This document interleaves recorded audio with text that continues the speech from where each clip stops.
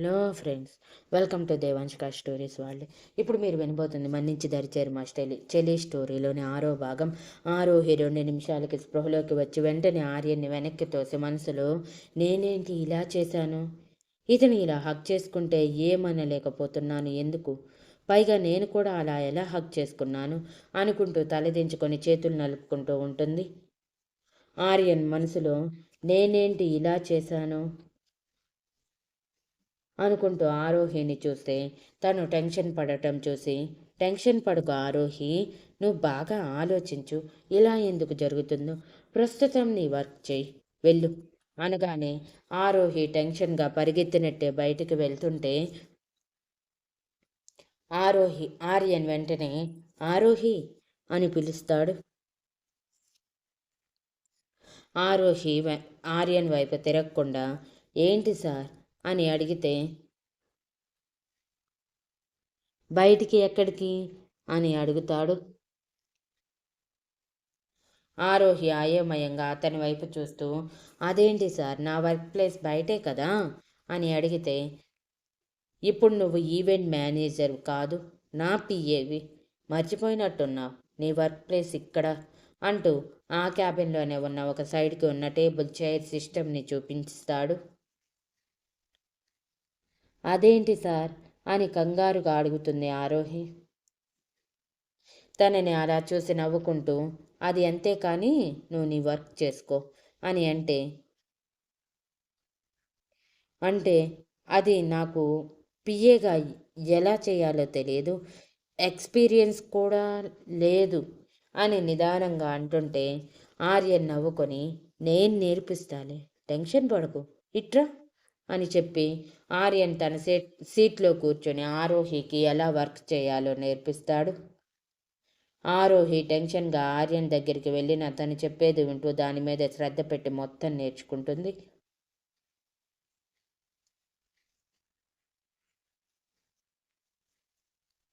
మొత్తం చెప్పాక అర్థమైందా అని అడిగి ఆరోహి వైపు చూసి అడిగితే, ఆరోహి నవ్వుతూ ఆర్యన్ వైపు చూసి, అర్థమైంది సార్ అని అంటుంది. ఆరోహి అలా నవ్వటం వల్ల తన బుగ్గల్లో పడిన చొట్టలు ఇంకా క్యూట్గా కనిపిస్తుంటే ఆర్యన్ తనకి తెలియకుండానే మైమర్చిపోయి చూస్తూ ఉంటాడు. అతను అలా చూడటం చూసి ఆరోహి తనకి తెలియకుండానే సిగ్గొచ్చి బుగ్గలు ఎరుపెక్కాయి. ఆరోహి అలా సిగ్గుపడుతూ ఉంటే ఆర్యన్ ముచ్చటగా అనిపించి తన బుగ్గ మీద ముద్దు పెడతాడు.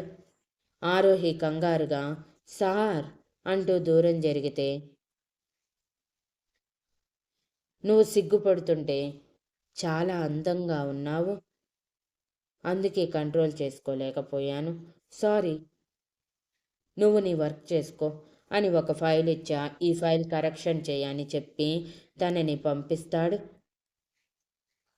సార్ అలా చూస్తే నాకెందుకు సిగ్గుగా అనిపిస్తుంది, ముద్దు పెట్టుకున్నా ఏమనలేకపోతున్నాను ఎందుకు అని ఆలోచిస్తుంటే అవి ఎంతకీ తగ్గకపోవడంతో తనని తాను కంట్రోల్ చేసుకొని తన ప్లేస్కి వెళ్ళి తన వర్క్ మీద కాన్సన్ట్రేషన్ చేస్తుంది.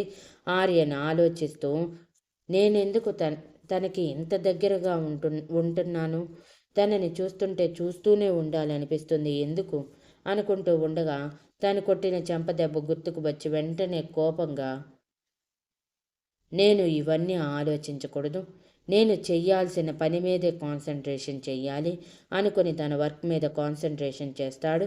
ఆర్యన్ ఎంత కాన్సన్ట్రేషన్ చేసినా ఆరోహి సిగ్గుపడటం గుర్తుకు వస్తుంటే కొంచెం సేపటికి తన వల్ల కాక వర్క్ మీద కాన్సన్ట్రేషన్ చేయలేక ఆరోహి వైపు చూస్తే తన వర్క్ సిన్సియర్గా చేస్తూ తల కూడా ఎత్తకుండా ఉంటుంది.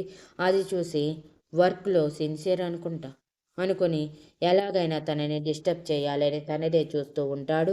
ఆరోహి ఎవరివో చూపులు గుచ్చుకుంటున్నట్టు అనిపిస్తూ ఉంటే తలెత్తి ఆర్యన్ వైపు చూస్తుంది. ఆర్యన్ తననే చూస్తూ ఉండటంతో ఏమైంది అనుకుంటూ తన ఆర్యన్ని చూస్తే తను ఆరోహి కళ్ళల్లోకి చూస్తూ నవ్వుతూ, ఉంటే ఆరోహి కూడా తన మాయలో పడిపోయి తన కళ్ళల్లోకి చూస్తూ ఉంటుంది. అలా ఇద్దరు కాలాన్ని మర్చిపోయి ఒకరినొకరు చూసుకుంటూ ఉంటారు.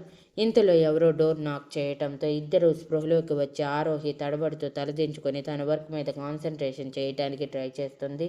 ఆర్యన్ తనని తాను సర్దుకొని కమిన్ అని అనగానే హాసిని లోపలికి వచ్చి ఇద్దరిని అనుమానంగా చూస్తూ good afternoon sir, lunch time అయింది, నా ఫ్రెండ్ని తీసుకువెళ్ళటానికి వచ్చాను అని ఆర్యన్ని కొరకొరా చూస్తూ అంటుంది. ఇంతవరకు ఆరోహిని బయటికి పంపించలేదని.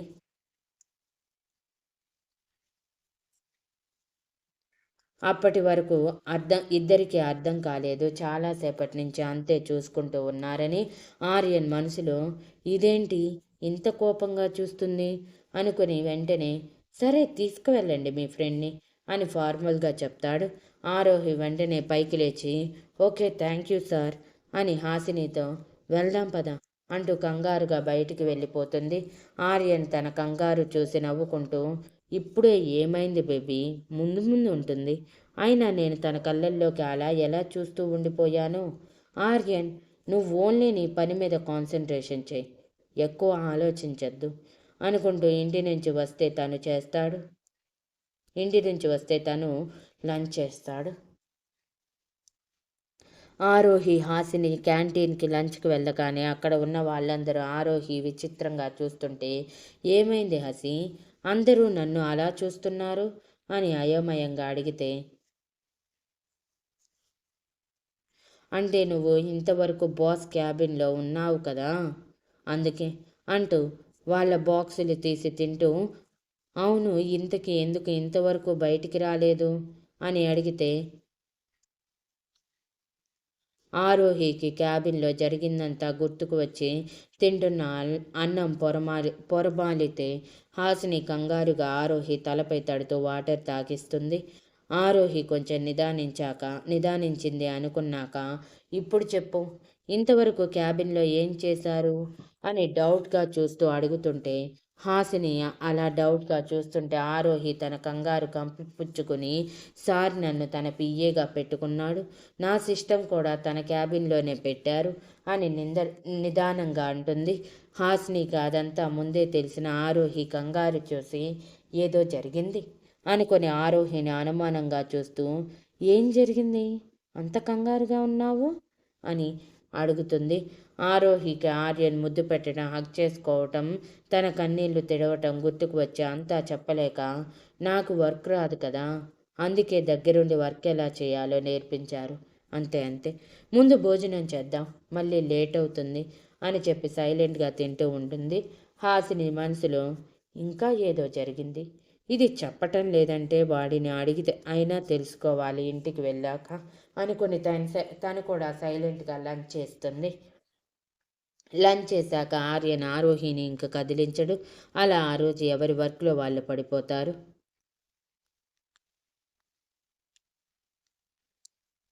ఆర్యన్ ఇంటికి వెళ్ళి తన రూమ్కి వెళ్ళి ఫ్రెష్ అయి కూర్చొని ఉదయం జరిగిందంతా గుర్తుకు వచ్చి తనకి తెలియకుండానే పెదవుల మీద నవ్వు వస్తుంది. అప్పుడే హాసిని వచ్చి ఏంట్రా నీలో నువ్వే నవ్వుకుంటున్నావు, మాకు చెప్తే మేము నవ్వుతాం కదా అని అడుగుతుంది. ఏం లేదులేవే, ఏదో గుర్తుకు వచ్చి నవ్వాను అంతే అని నవ్వుతూ అంటాడు. లేదు ఏదో జరిగింది, అది కూడా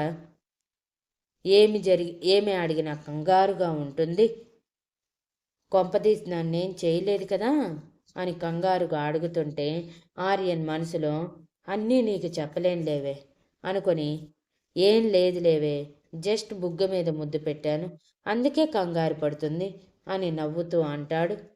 హాసిని షాక్ అయ్యి అయ్యా ఆర్యన్ బాబు కొంచెం తట్టుకో, నువ్వు ఇప్పుడే దాని మీద ఇలాంటి ప్రయోగాలు చేస్తే నీ మీద ఉన్న కొంచెం ఇంప్రెషన్ కూడా పోతుంది అని అంటే లేదే దానికి కూడా నేనంటే ఇష్టం అనుకుంటా, ముద్దు పెట్టినా ఏమీ అనలేదు అని తను సిగ్గుపడటం గుర్తుకు వచ్చి అంటాడు. అవునా, ఎంత మంచి న్యూస్ చెప్పావురా, అది నాకేమీ చెప్పలేదు, ఇప్పుడే ఫోన్ చేసి అడుగుతాను అని హడావిడి పడుతూ ఉంటే హడావిడిగా ఫోన్ చేయబోతుంటే ఆర్యన్ తన చేతిలో ఫోన్ లాక్కొని, అంత కంగారు ఎందుకు? తనకింకా అర్థం కాలేదు. కన్ఫ్యూజన్లోనే ఉంది. ఆ కన్ఫ్యూజన్ తీరిపోతే తనే బయటపడుతుంది. అప్పటి వరకు జరిగేది చూస్తూ ఉండు. నీ బెస్ట్ ఫ్రెండ్ కాబట్టి నీతో ఏమైనా షేర్ చేస్తే నాతో చెప్పు అని చెప్పి తనని డైవర్ట్ చేయటానికి, అమ్మ మన కోసం వెయిట్ చేస్తూ ఉంటుంది పద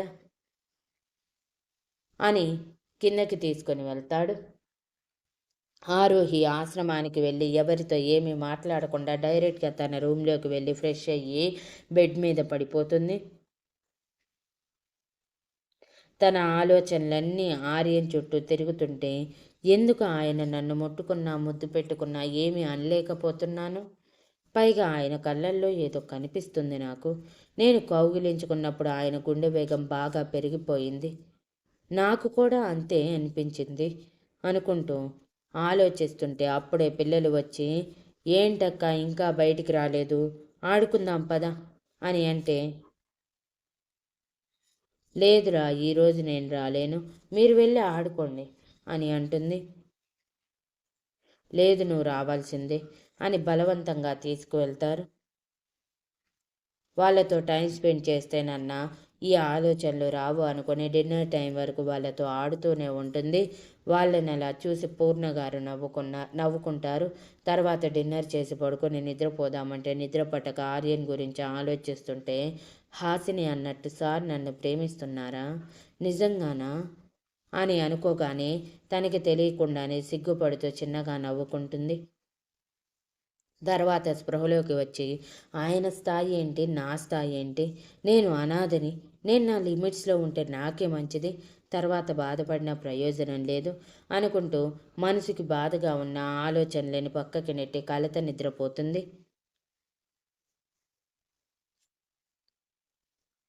ఆర్యని ఇంట్లో డిన్నర్ టైంలో అందరూ డైనింగ్ టేబుల్ దగ్గర డిన్నర్ చేస్తుంటే ఆనంద్ గారు, ఎలా ఉంది Aryan first day of office అని నార్మల్గా అడిగితే, ఆర్యన్ ఆరోహి గురించి ఆలోచిస్తూ, వండర్ఫుల్ నానా, నేను నా మూవీ రిలీజ్ అయ్యే వరకు అక్కడే వర్క్ చేస్తాను అని నవ్వుతూ అంటాడు.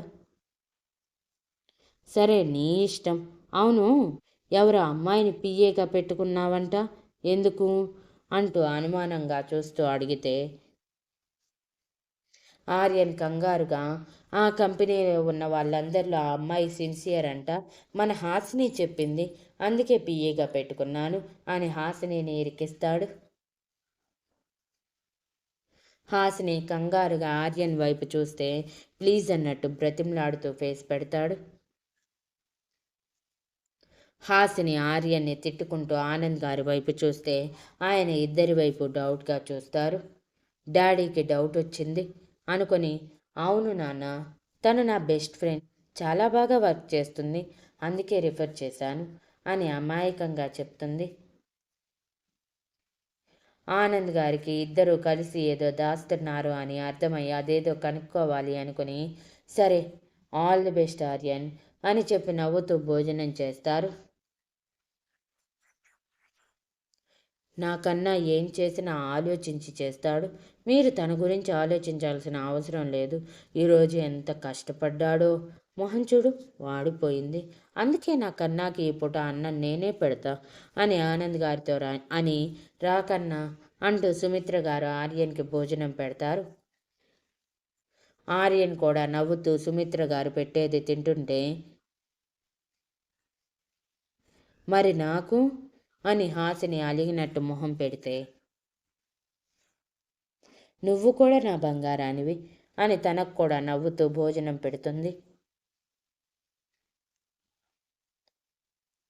వాళ్ళని అలా చూసి ఆనంద్ గారు నవ్వుకుంటూ తన భోజనం చేస్తారు. అలా అందరూ భోజనం చేసి ఎవరి రూమ్కి వాళ్ళు వెళ్ళిపోతారు. ఆర్యన్ రూమ్లో ఆలోచిస్తూ, ఎలాగైనా ఆరోహి చేత నా సినిమా రిలీజ్ అయ్యేలోపు ఐ లవ్ యూ చెప్పించుకోవాలి అని ఆలోచించుకుంటూ నిద్రపోతాడు.